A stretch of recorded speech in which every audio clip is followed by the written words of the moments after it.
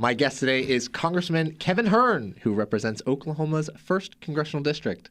Congressman, welcome to the show. Doug, it's great to be with you. All right, so the budget. President Biden recently released his 2023 federal budget. To start, what do you think of it? What are your thoughts on what he did? Well, if you believe what Nancy Pelosi says and what Joe Biden has said, that's your value statement. Show us your budget, we'll show you what our values are. And his values are, the question we should ask is, all Americans, can America and Americans afford this kind of a budget? The Biden budget is horrendous. It increases spending by some $75 trillion over the next decade, increases taxes by $55 trillion. We got $55 trillion in taxes. So you do the math, and that's $20 trillion in additional debt over the next decade on top of our $31 trillion now. So by his own budget, it never balances, and we have over $50 trillion in debt in 10 years. One of the things that Americans are struggling with right now is inflation. And on your website, you even addressed this, where you wrote that inflation is the #1 issue facing our country. Instead of addressing this problem, Biden's budget proposal only increases that economic pressure that are suffocating American families. How does that budget really impact inflation?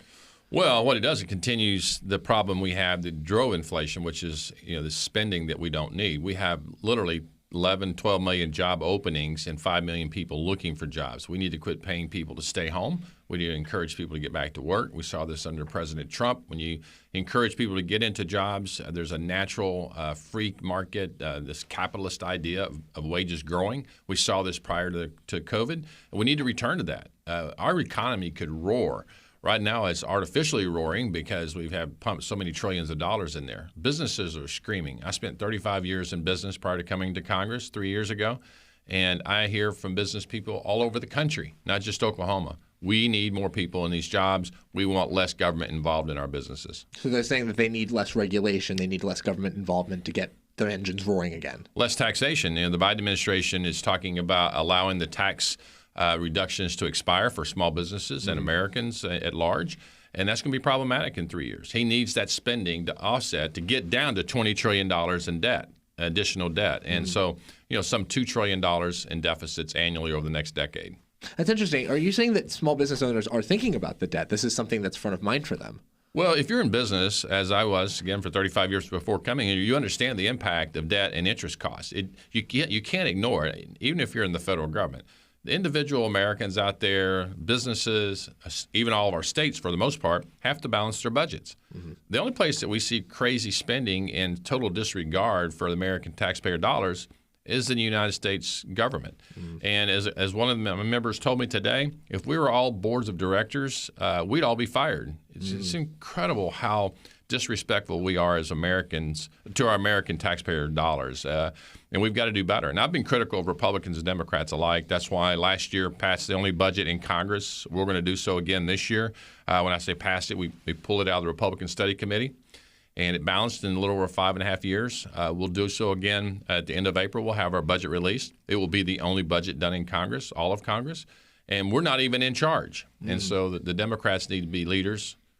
Just a few minutes ago, a poll came out showing the total disgust of leadership in America by the American people. Now, I want to get to your budget. It's an interesting proposal, and I'm very fascinated to dive into it. But first of all, I want to discuss also what the alternative is in Biden's budget, which it advances a kind of laundry list of radical leftist policies. How do you see that impacting Americans if this budget is accepted the way it is? Well, again, it's his values, his value statement. He said this up front, and it completely ignores inflation by spending, again, $75 trillion over the next decade. When you look at what it does for tax policy, he wants to continue to take taxes. He wants to create a new type of tax, not an income tax. He wants to call it an income tax, but it's not, the wealth tax. He wants to destroy this entrepreneurship out there to grow. We know that when the federal government gets its nose under the tent, it wants to tax more. So it'll have to be a constitutional amendment to make that happen. Secondly, it completely ignores national defense and national security. When you look at the southern border, right now we're fighting this battle on Title 42, getting rid of that so that more Mexicans can come into America and others from around the 160 countries in the world. Completely ignores that. Completely ignores our what we had just a year and a half ago, which was energy dominance around the world, clean burning American energy from Oklahoma, Texas, and others going around the world. And so when you look at this, he wants to create a dependency on dictators like in Iran and Venezuela as opposed to working with people from Oklahoma and Texas.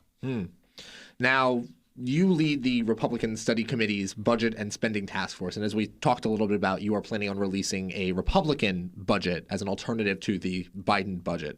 What can Americans expect to see in that budget?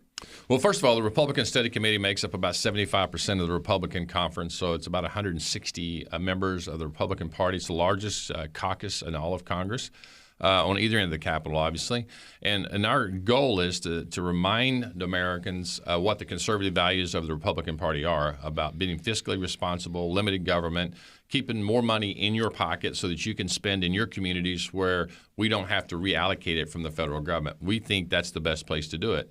We also know that the part of the budget that we deal with every year in Congress is continually declining to down around 30%. It'll be around 20% in 10 years from now. Most of it's going out to mandatory spending, and that's in Medicare, Social Security, Medicaid payments, and other forms of social assistance payments. Continues to grow exponentially. We've got to deal with this. We've got to deal with it now. We do. President Biden, he kept defense spending less than inflation, so basically we're going backwards, yet he increased social spending, the very area of our budget that's a problem. He increased it 5 percentage points higher than inflation. So we're going in the wrong direction, this budget. It's a destination to nowhere. It doesn't even balance. So that we've got to get back to a balanced budget, which is what our budget does, and we'll do again this year. And so you're trying to balance the budget by bringing back fiscal conservatism and all these things that seems to have been abandoned by the federal government. Well, if you also look at Biden's budget, it takes out the Hyde Amendment, which is a non-starter for even some Democrats out there. When you look at our budget, what it does is it says, okay, here are bills. We have some 140 member bills that have been put forth already that have already been written. We associate those bills with different areas of the budget. And then we take and score those for a value and look at the top line revenues, taxation, if you will, and then also look at the underlying spending part of that. And we get to a zero deficit situation, something we have seen in our lifetime back in 97, 98, 99, 2000, when then a Republican-led House and a Republican-led Senate had to work with then Bill Clinton to get something done, and it worked. So we know it can be done. It just takes intestinal fortitude by members of Congress to do so. Which is difficult sometimes. It's lacking, I will put it that way. For sure. So one of the things that I think is fascinating is we've talked a lot about inflation during this conversation. It's one of the top issues facing Americans right now. People's pocketbooks are being completely walloped by this inflation. How does your budget impact inflation? How does your budget attack it?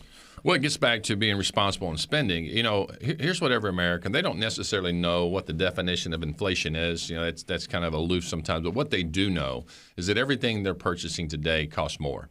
And food costs more, gas costs more, you know, baby formula costs more. So it's everything's, you know, if you go look and buying fertilizer for our farms, they're doing our planting season now, it's double what it was last year. All of this is going to continue to drive costs. Home costs are higher. Automobile costs are higher.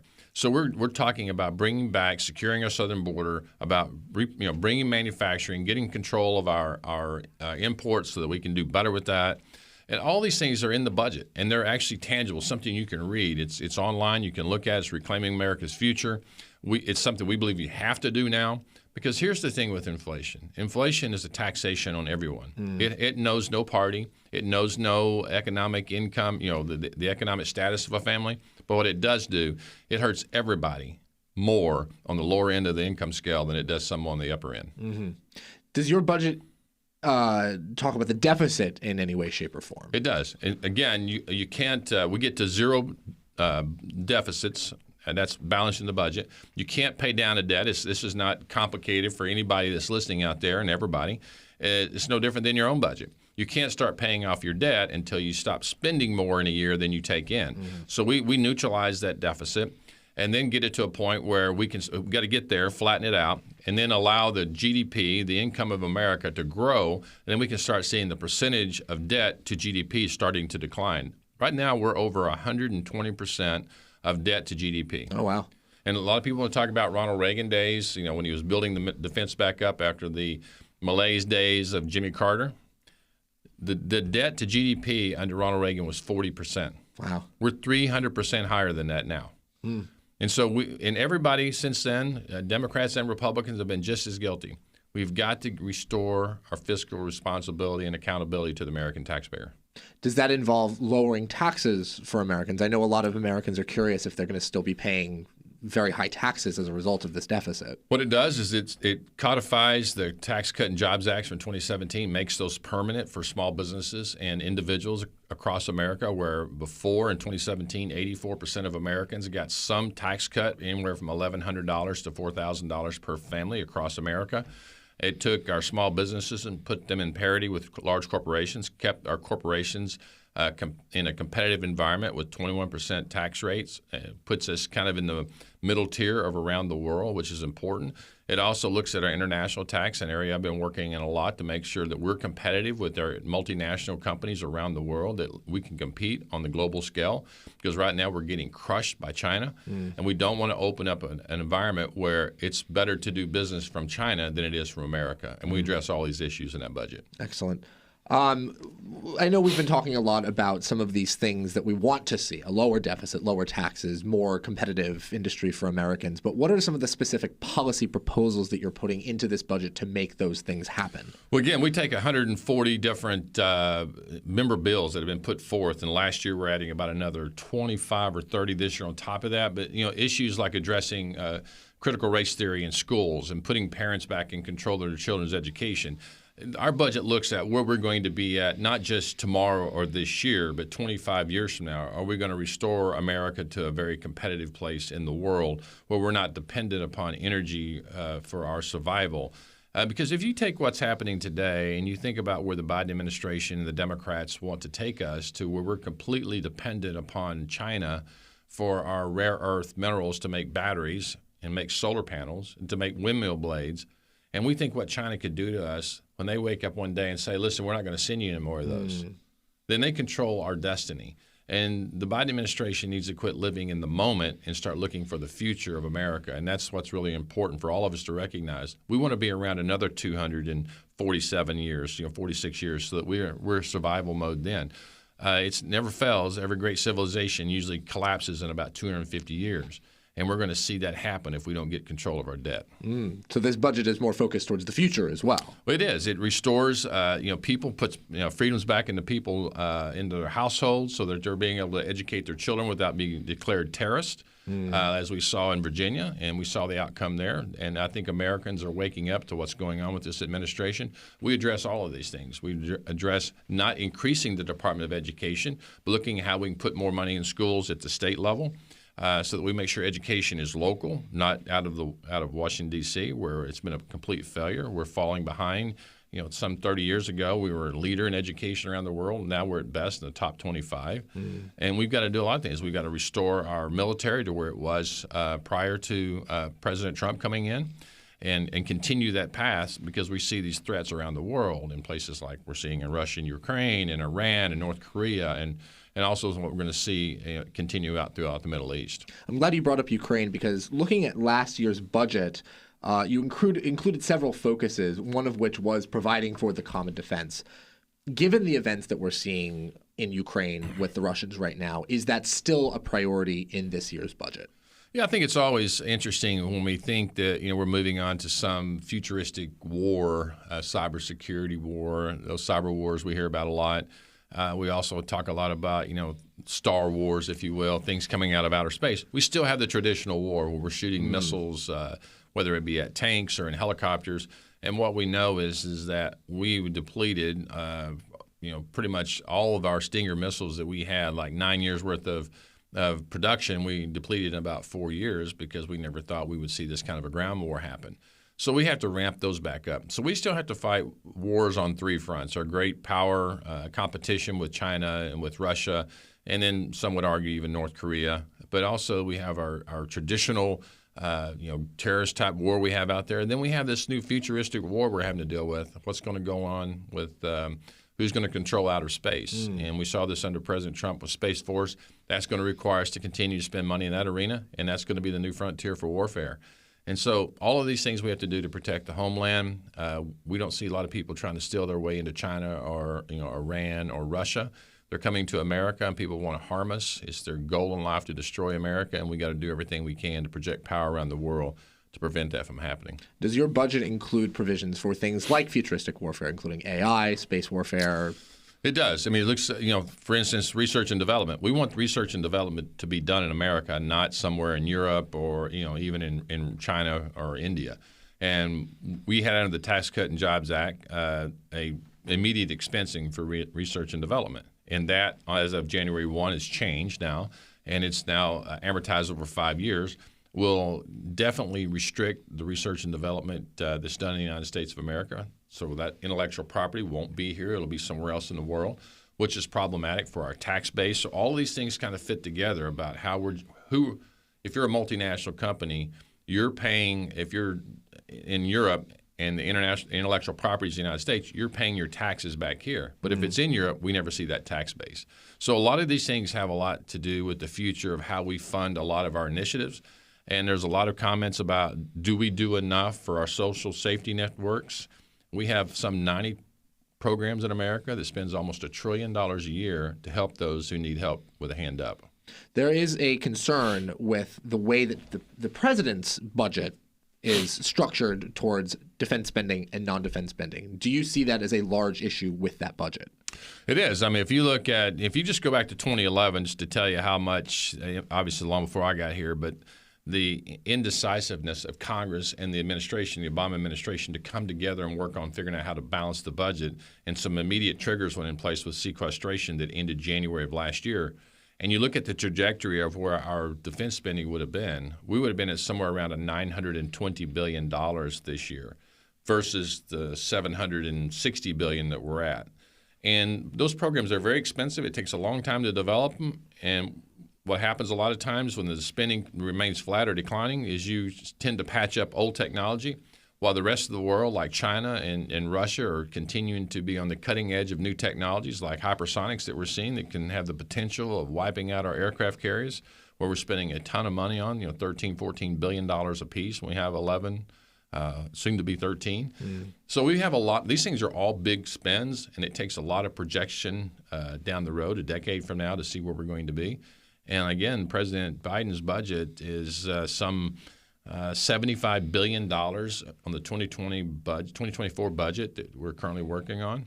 He's $75 billion below where just a natural inflationary increases over last year. These are all problematic for our national security. Now, I want to go back to something you mentioned earlier, that you were a business owner. You owned a number of McDonald's franchisees. What can you tell us about how your budget would impact business owners like you were in the past, now that they're suffering from inflation and the deficit and all of these other problems from this budget? Yeah, I'm probably best known for my 35 years at McDonald's, but also 20 years in banking, manufacturing, real estate development, technology companies. So I've seen it across a multitude of companies.